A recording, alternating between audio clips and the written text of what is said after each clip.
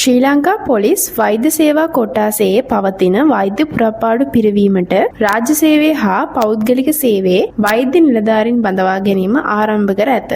වෛද්‍ය පුරපාඩු ලෙස විශේෂඥ ශල්‍ය වෛද්‍ය තනතුරු, කායික රෝග පිළිබඳ විශේෂඥ වෛද්‍ය තනතුරු, විශේෂඥ විකිරණවේදී වෛද්‍ය තනතුරු, සායනික පෝෂණය පිළිබඳ විශේෂඥ වෛද්‍ය තනතුරු, නිර්වින්දන විශේෂඥ වෛද්‍ය තනතුරු, සාමාන්‍ය වෛද්‍ය තනතුරු වගේම දන්ත ශල්‍ය වෛද්‍ය තනතුරු වගේ රැකියා පුරපාඩු තමයි බඳවා ගැනීම සිදු කරන්නේ. සුදුසුකම් හා පළපුරුදු වශයෙන් විශේෂඥ වෛද්‍යවරයෙකු ලෙස අයදුම් කිරීමේදී ශේෂ්ත්‍රයට අදාළව විශ්වවිද්‍යාල ප්‍රතිපාදන කොමිසම් සභාව මගින් පිළිගත් පශ්චාත් වෛද්‍ය උපාධියක් ලබා තිබීම.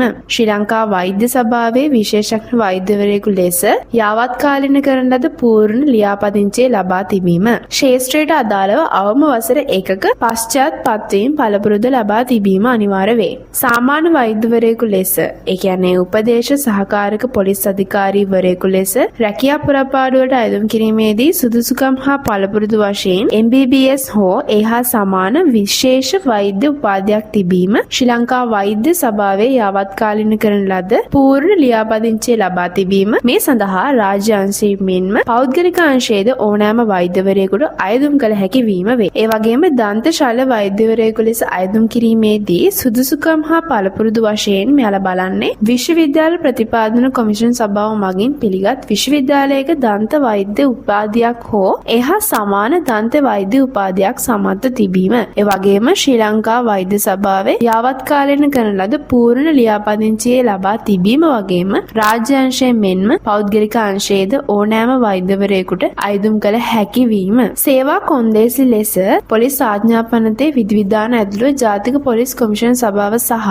කාර්ය පටිපාටික රීති කොන්දේසි වල චක්‍රලේඛ, ආයතන සංග්‍රහයේ විධිවිධාන, මුදල් රෙගුලාසි, රාජ්‍ය පරිපාලන චක්‍රලේඛ, භාණ්ඩාගාර චක්‍රලේඛ, ශ්‍රී ලංකා පොලිස් නියෝග, පොලිස් ගැසට් නිවේදන, පොලිස්පති චක්‍රලේඛ, වෙනත් උපදෙස් සංග්‍රහවල විධිවිධාන සහ පත්වීම් ලිපියේ ඇතුළත් කොන්දේසි වලට යටත් විය යුතුය. ඒවා ශ්‍රී ලංකා පොලිස් වෛද්‍ය සේවා කොට්ටාසයේ පවතින වෛද්‍ය පුරපාඩු පිරවීමට රාජ්‍ය සේවය හා පෞද්ගලික සේවයේ වෛද්‍ය නිලධාරීන් බඳවා ගැනීම ආරම්භ කර ඇත. වෛද්‍ය පුරපාඩු ලෙස විශේෂඥ ශල්‍ය වෛද්‍ය තනතුරු, කායික රෝග පිළිබඳ විශේෂඥ වෛද්‍ය තනතුරු, විශේෂඥ විකිරණවේදී වෛද්‍ය තනතුරු, සායනික පෝෂණය පිළිබඳ විශේෂඥ වෛද්‍ය තනතුරු, නිර්වින්දන විශේෂඥ වෛද්‍ය තනතුරු, සාමාන්‍ය වෛද්‍ය තනතුරු වගේම දන්ත ශල්‍ය වෛද්‍ය තනතුරු වගේ රැකියා පුරපාඩු තමයි බඳවා ගැනීම සිදු කරන්නේ. සුදුසුකම් හා පළපුරුදු වශයෙන් විශේෂඥ වෛද්‍යවරයෙකු ලෙස අයදුම් කිරීමේදී ශේෂ්ත්‍රයට අදාළව විශ්වවිද්‍යාල ප්‍රතිපාදන කොමිසම් සභාව මගින් පිළිගත් පශ්චාත් වෛද්‍ය උපාධියක් ලබා තිබීම. ශ්‍රී ලංකා වෛද්‍ය සභාවේ විශේෂඥ වෛද්‍යවරයෙකු ලෙස යාවත්කාලින කරන ලද පූර්ණ ලියාපදිංචිය ලබා තිබීම. ශේෂ්ත්‍රයට අදාළව අවම වසර 1ක පශ්චාත් පත්වීම පළපුරුදු ලබා තිබීම අනිවාර්ය වේ.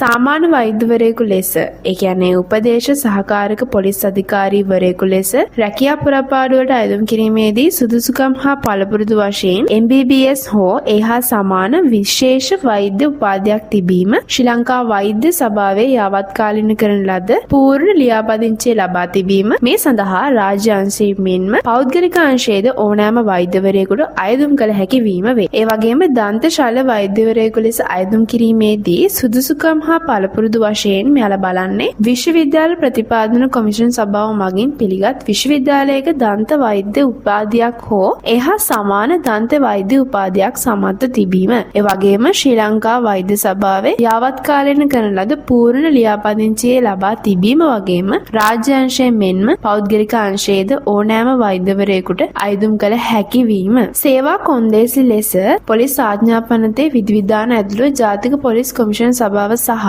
කාර්ය පටිපාටික රීති කොන්දේසි වල චක්‍රලේඛ, ආයතන සංග්‍රහයේ විධිවිධාන, මුදල් රෙගුලාසි, රාජ්‍ය පරිපාලන චක්‍රලේඛ, භාණ්ඩාගාර චක්‍රලේඛ, ශ්‍රී ලංකා පොලිස් නියෝග, පොලිස් ගැසට් නිවේදන, පොලිස්පති චක්‍රලේඛ, වෙනත් උපදෙස් සංග්‍රහවල විධිවිධාන සහ පත්වීම් ලිපියේ ඇතුළත් කොන්දේසි වලට යටත් විය යුතුය. ඒ වගේම සෑම පත්වීමක්